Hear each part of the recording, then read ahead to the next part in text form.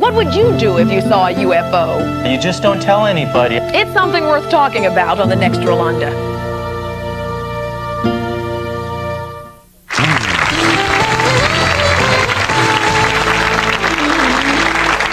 Everybody, if you're just joining us, we're talking today about a person's right to know, or whether a person has the right to know who their natural parents are. Sandy, before we left, you were sharing your story with us, being someone who had been put up for adoption and having put up a child for adoption yourself. When your mother showed up in your life when you were 29 years old, your natural mother, what was the experience like? It was a very difficult experience for both me and my daughter. After having placed a child for adoption, went on to marry and have another child and wound up divorced and raising that child alone.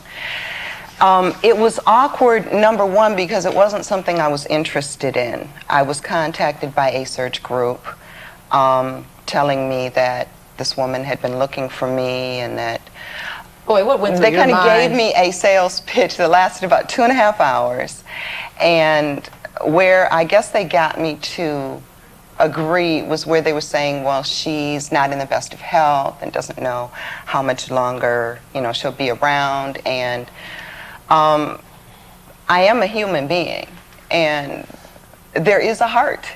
And I thought, well, okay, but it was a mistake. It was a mistake for me to do something I didn't really want to do, and it wasn't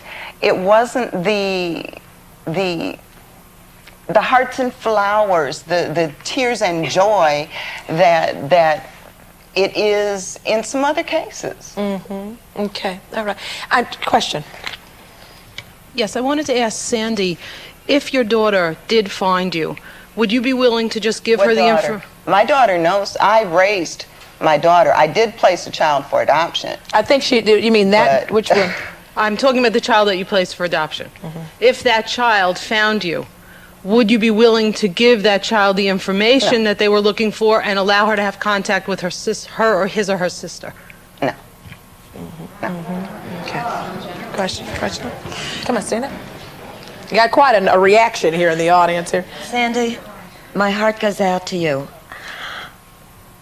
I can't believe what I'm hearing, and I think that it's just something that you really can't deal with. I'm a birth mother.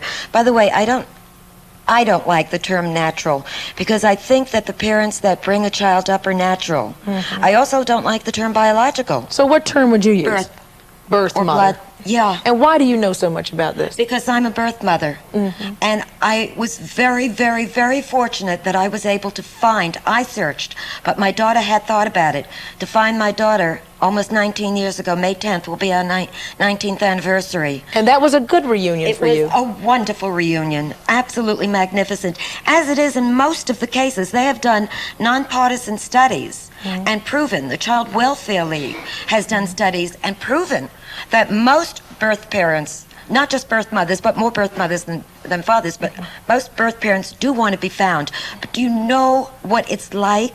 Yes, you do, as an adoptee. I told you I was an adoptee. Yes, I know what it's like to know that the people whom I call mom and dad did not produce the egg and sperm that produced me. I do know what that's like. Yeah. But and here's the interesting thing. I'm real comfortable with you feeling how you feel, because I believe that people have a right to feel the way they do. What about the siblings? That's what makes ours such Sandy, a good society. do you think the siblings have any right? But wait a minute. Hold it. Well, we're going to one thing at a time. I like the point that you're bringing out. Can a person feel the way he or she feels, and is that okay? I think that's perfectly okay to feel the way you feel and not simply follow what someone else thinks that you should feel. I think it's also the point that you brought out that everything's not the music and roses. I mean, not all of these cases work out that well, and it can devastate a life. Somebody just shows up and says, hey, guess what? I am your kid. And what does that do for everybody?